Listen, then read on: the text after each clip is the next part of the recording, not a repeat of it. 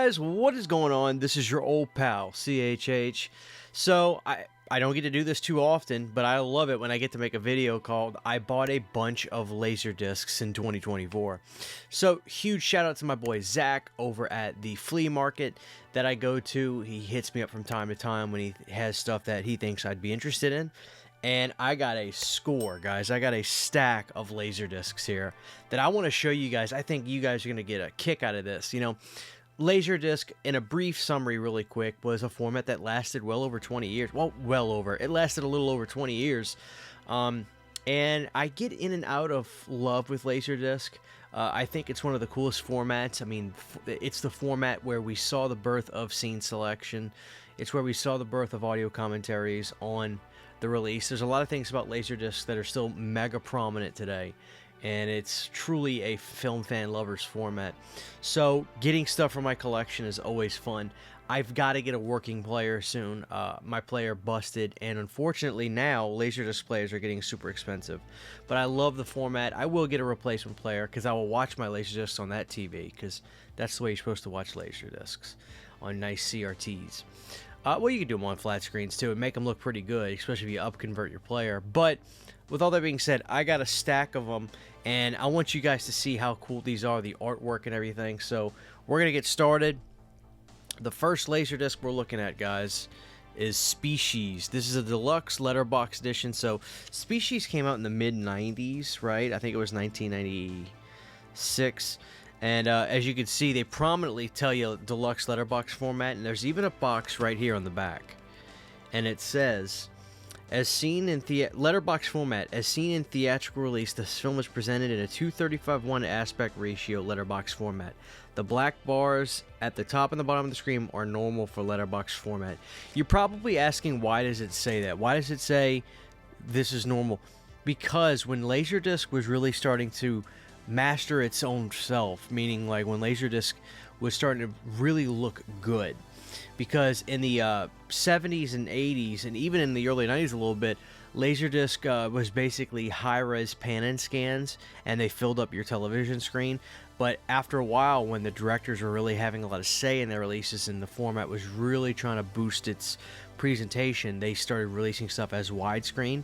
And when those black bars that they're mentioning that we're used to when we watch some movies that are, even for widescreen TVs, if the aspect ratio is set a certain way and there's black spaces on top and bottom, we just understand that that's the format ratio of the movie. We're seeing it fully, we're seeing it formatted correctly.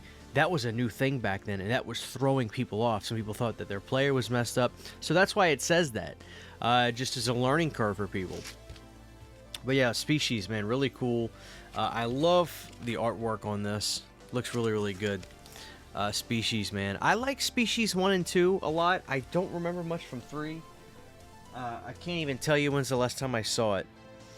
And I got a sick deal for all these. So next up, guys, is the Addams Family widescreen edition. I love this. I was so glad when I found this today that it was the Addams Family, not Addams Family 2 Values. I love Addams Family Values, but the first Addams Family is my favorite. Really, really love this movie.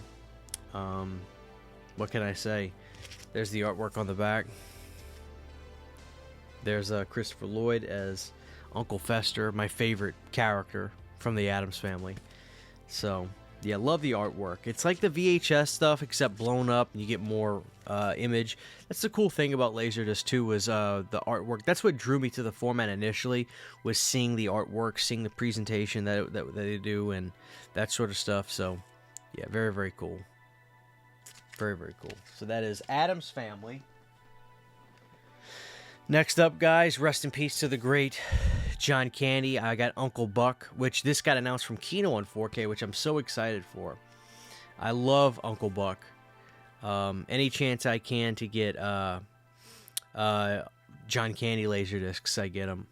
I have a few of them already. I know Nothing But Trouble is one I have on Laserdisc. But yeah, very, very nice. Now, this is what you would call just like a pan and scan Laserdisc. There's nothing about it you can see that says that this is widescreen or anything. So this would be better looking than a VHS at the time, obviously, but this would not be a widescreen presentation. And that's how a lot of Laserdiscs came out at first. But the picture quality of the Laserdisc was a lot better than VHS in terms of the quality, the image quality, and the sharpness. So, and the audio was really good. And from what I understand, Laserdisc was, even though it's a big disc, it's still technically an analog format. So a lot of the audio, especially on some of the nice releases, like the Criterion Halloween Laserdisc, which I have, the mono track on that is so robust and sounds really good. It's very, very, it's still a very, very good release to watch, that version. This was nice. We actually found the first Terminator finally on Laserdisc. Now, as you can see here, prominently, boom, widescreen Laserdisc. And it's weird, when I saw this, I was happy to add it to the collection. But what's so interesting about this is the color timing of this. I don't know when I color time this video how if it's going to change anything. Probably not too much. But it's really more purple than red. Like the poster and like everything I know about the original poster of this, it's really more red. But this has more of a purple hue to it. So let's see what year this Laserdisc came out, because this has to be a re-release, meaning it did not come out the year, okay, 1991. So there you have it. So Terminator probably had an initial Laserdisc release when it came out, but this is put out by Hemdale and Image Entertainment. So they did a nice re-release in the early 90s, which is widescreen, and probably sounds really, really good. And as you can see, look, there's the chapter index. So this is where that sort of thing started. Being able to actually skip chapters for a movie was huge at that time. And still something we all do, skipping scenes when we put on a movie. So very, very cool. Happy to have Terminator's Schwarzenegger. Happy to have Schwarzenegger's Terminator. Very, very cool. Super wicked cool. All right, let's see, guys. Next up, let's stick with Schwarzenegger Twins. One of the best 80s comedies of all time. I love this movie. I think this movie is so funny. And DeVito is just great in this. Now, this is a standard pan and scan Laserdisc. But I have no reason to think this probably doesn't look good. Yeah, this is great. I have the Shout Factory Blu-ray of this. And I recommend it. I don't know if this movie will ever get a 4K. But great movie. If you haven't seen this, from what I understand about this movie, was Schwarzenegger actually put up a lot of money to make this movie because the studios are like, nah, I don't want to do that. And I think Ivan Reitman directed this. I'm pretty sure Ivan Reitman directed this. Yeah, Ivan Reitman. And basically, the studio that ended up finally making this movie with Arnold put up money and all that. Arnold made a killing on Twins because I think it was a big hit. So, yeah, this is a movie of Arnold believing in himself. And he talked about for the longest time doing another one where it was going to be him, Danny, and Eddie Murphy being the third twin. But we never saw anything come of that. Next up, guys, this is cool. Look at this. Bill and Ted's Excellent Adventure. I would have liked to have found Bogus Journey instead. I don't have either Bill and Ted on Laserdisc. But I'll take this one. This is nice. This is an Orion Nelson home video, 1989. Very, very cool. Matches the theme of the movie, just the look of it and everything. I guess I should show you guys a Laserdisc if you're watching this and you haven't seen one before. There you have it. And they're thick. So. And they're two-sided. Most of them are CLVs, so that means you can fit an hour on each side. I think CAV is the even better picture quality version Laserdisc, but those only fit 30-minute on a side. I have releases that do that. It's more of a pain in the ass, honestly, because like if you watch, I have a release of Jaws where the movie's on 2 Laserdiscs, so you have to watch 30 minutes, boom, then flip it. Then after that, put the second disc in, watch 30 minutes, boom, then flip it again to finish the movie. They did make players where the laser would actually flip inside the machine, so where you could just do it on the remote. This was an awesome find. Superman 4, The Quest for Peace. I really was excited to get this because this was the canon. This was the canon Superman film, right? And this is the one. I mean, I'm pretty sure it was. Yeah, it was canon. This was the Menahem Golan one. This is the really bad Superman movie. So they had one other Superman, but the cover wasn't in great shape, so I passed on it. But I was really happy to get this one, Superman 4: The Quest for Peace. Yeah, this is the crazy one. So, yeah, and look at that artwork. That's really cool. Here's the back for Superman 4, The Quest for Peace. Very, very cool. We got a lot, guys. Next up, we have Bill Murray in Scrooged. Now, that's really nice. Look at that. Just a big version of the VHS cover, poster cover. Love this movie. Definitely a yearly watch for me. What can I say? Yeah, this is one of Bill Murray's best movies, I think. Totally happy to add this to the collection. This is PG-13. I think that was a fairly new rating at the time, too. I think PG-13 was like 1988. So, yeah, this is a very, very... Probably one of the... probably up there with one of the first PG-13 movies. Right?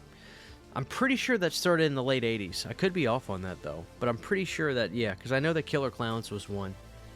So. Alright, now, guys, I'm hoping you guys can tell me a little bit about this movie, because I don't know a whole lot about it. This is a movie called Inner Space. It's a Steven Spielberg Presents movie. It's a Joe Dante film. So that really attracted me to it, was the fact that it was a Joe Dante film. Highest rating, a comic masterpiece, easily one of the most enjoyable films of the past decade. The art really gets me. Now, this is definitely a double Laserdisc because of how thick it is, but I'm really hoping you guys can tell me something about this. Dennis Quaid, yeah. I thought I recognized him. It's a Dennis Quaid film. What year was this? 1987, and this Laserdisc came out in 1991. Now, this one is widescreen. It says it right here. It doesn't really say it too much on the front. Usually they promote it as letterbox or widescreen, but as you'll see, this is a widescreen edition. I've never seen this movie. I'm hoping you guys can tell me about it, but it's a Joe Dante film, so I gotta think it's gotta be pretty good. We all know that I love Joe Dante, and you watching this probably love Joe Dante. So, yeah, let me know about this, guys. Very, very cool. Inner Space looks great. Yeah. All right, guys, we got Dantes Peak. Pierce Brosnan, Linda Hamilton. Love this movie. Was this early 90s? When was this? 1997. So this was fairly late in the Laserdisc life. Laserdisc ended in America in like 99, and in Japan in early 2001, late 2000, somewhere around there. Like Scream 3 has a release overseas. We didn't get a Scream 3 release on Laserdisc in America, but they did overseas. Dante's Peak, there you have it. Widescreen, obviously, because this was 1997. There's no pan and scan. As far as I know, I don't think there's any pan and scan Laserdiscs in the late 90s at all. There might be if it's some rando kind of old releases, but I think for the most part, by the mid-90s, all Laserdiscs were probably widescreen presentations. Speaking of John Candy again, I got Harry Crumb. Wicked cool. I think this also got announced on a 4K from Kino, so I'm definitely excited to get these on 4K. But yeah, look at that. Great artwork. That's another thing about some of these Laserdisc releases. A lot of the image stuff, they did this where they have, like, you can see the disc on the cover. That was a popular art design for the Laserdiscs back then. 1989, another PG-13 one, yeah. I bet you there was a lot of PG-13 stuff in 88, 89. Alright, guys, so this is the funniest thing. I had to get this. Aroba size. This is a collection, Volume 4 and Volume 3. Do you recognize her? Somebody's going to recognize her. So let me show you the back of this one. This is why I got this. That is the babe from Friday the 13th Part 4 when he's watching the videotapes. And when I saw this, I was like, that's got to be her. That has got to be her. So, and it might be a different volume. Like, these might have been popular things, but that's her, right? That is her. I gotta get a working player so I can watch this. I want to see if she does that move. But yeah, when I saw these, I was like, screw it. I'm gonna get these because I'm pretty sure these are from the Friday the 13th tapes. So there you have it. I'm gonna figure this out. But yeah, I had to get those. And I got them so dirt cheap, I was like, to hell with it. Next up, guys, I got some Steven Seagal action. Right at the tail end of him making decent movies. Hard to Kill. After this, it was pretty much downhill. I think he really went straight to video after this. But he was doing some decent stuff for a few years. Hard to Kill was good. My dad loves Steven Seagal. He'll watch all his movies. My dad loves Lawman, too. That crazy-ass show. I love this movie. I will defend this movie. I don't give a rat's ass what anybody says. Speed 2, Cruise Control, another late life Laserdisc. And this says Blockbuster Video. So this was a Blockbuster Video rental. Which, I got to imagine that Laserdisc rentals for Blockbuster were probably not all over the place. Probably in bigger metropolitan areas where Laserdisc was more popular. You know, Chicago, New York, places like that. Now, I don't know where this one came from, but Speed 2 Cruise Control got 2 thumbs up from Siskel and Ebert, and that probably throws people off. This movie is good. Willem Dafoe is the villain in here. He's awesome. And the opening scene kills me with the milk truck throwing the computers out. I love it. Jason Patrick, I hear he's kind of a difficult guy to deal with, but I love this movie. I do. I love this movie, and Sandra Bullock's back. So, yeah, Speed 2 Cruise Control. It's not as good as the first one, but I can't help it. I will always defend Speed 2 Cruise Control. Next up, guys, I kind of reviewed this movie. I did like an 80s Arrow video collection, and I talked about this movie. I love this movie. It's so quirky. My Stepmother is an Alien with Dan Aykroyd. This is RCA Columbia. Again, PG-13. This movie is so zany. There's nothing to take serious about this movie, but I love it. I just love it. It's like a feel-good 80s pizza and Pepsi movie. That's what it is. And I love it. I love his artwork, too. I wonder if this is the artwork. No, this was not the artwork on the home video release. So, yeah, it's the perfect kind of little Dan Aykroyd movie. Just quirky and fun. That was the first one I saw when I was going through them. Next up, guys, this movie's a masterpiece. I love it. I think this may be one of my favorite Tom Hanks movies of all time, Philadelphia. It's about Denzel and him. He gets AIDS in the movie, and we get to see what happens to somebody dealing with that. It's a great movie. I think this is getting a 4K from Kino 2. But yeah, this movie's really, really good. If you haven't seen this, guys, I'm telling you, this is a 90s, like one of the best 90s films of all time. And Denzel kills it in this. I love this movie so much. If you haven't seen Philadelphia, man, yeah, this is the real deal. This is just an amazing film. This is a deluxe widescreen presentation. You can see right there. They're heavily promoting that. Yeah. Really great. Please watch this movie if you haven't seen it, Philadelphia. Most of you probably like, Christian, shut up. I've seen that. I just did a YouTube short about this movie, and I love this movie. Demi Moore's Seventh Sign. I love this movie. This is a great Demi Moore flick.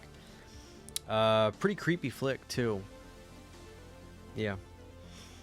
1988. Yep. That's how I see the disc outline on there. Great movie. Was happy to find this. I saved the best for last.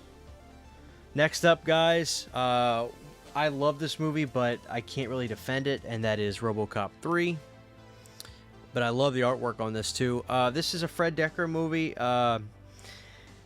It's a fun movie, but it's lacking a few key elements. One being Peter Weller, of course, and two being that grisly nature of the movies, because they wanted to make this one PG-13, thinking it would help, and they didn't have Peter back, which Peter is so important, even though it's a character that's completely covered up. There's an aura that Peter Weller had that just worked for this. But it's still a fun movie. I think Fred Decker did a journeyman's job on it. It just, you can only do so much when you're lacking two important things. You're pigeonholed by PG-13, and you don't have Peter Weller back. But other than that, I mean, this movie should be way worse than it is. But I give credit to Fred Decker a lot for this. So, I mean, I was totally happy to add this to the collection, RoboCop 3. I'm just missing 2 now. The Criterion release for RoboCop is amazing. And last but certainly not least, this was an awesome find, Videodrome. on Laserdisc. This is, I think besides The Fly, this may be my favorite Cronenberg movie. I love that image of James Woods right there. This is a great movie. Yeah. So I loved finding this and getting to add this to the collection. This is a really great one. So yeah, I have this on 4K from Arrow. People keep telling me to get the Criterion version, but I have the 4K from Arrow overseas, but still great movie. That's the last one. So guys, I hope you enjoyed that. That was the Laserdisc update collection. Let me know what you guys think about those movies and those titles, and if you're a Laserdisc fan. Thank you guys for watching, and I'll see y'all next time. Take care. Huge giant thank you to all of my Patreon supporters. Without you guys, this would not be possible. To get behind the scenes photos, videos, music, private live streams, and much more, you can subscribe to my Patreon for as little as $1 a month. Thank you to my patrons.